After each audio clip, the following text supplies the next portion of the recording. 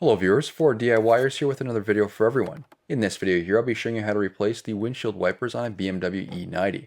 From what I've seen, there's a couple different styles. For this I'm working with a 2010 BMW 335D.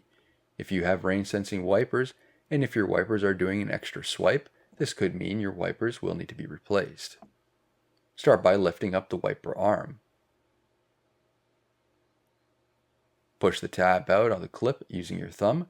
Then push the wiper out of the wiper arm.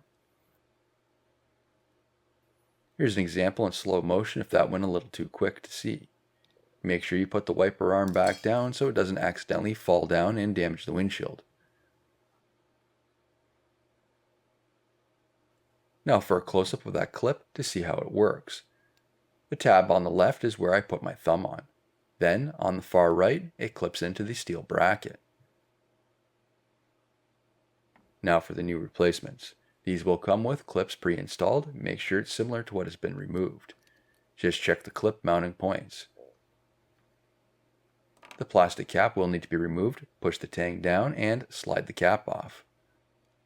As a comparison, you can see these are similar. Now for the installation. Push the front metal tab in first and then squish in the rear tabs on the back side. Push it in place to lock those clips in. They should expand out once fully seated. Then the wiper arm can be put back in place and it's on to the next side.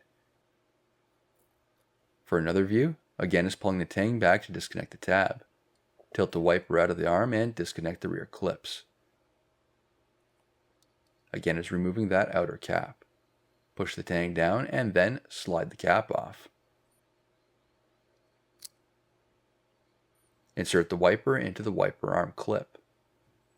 Tilt it into place and then push those clips in on the right side.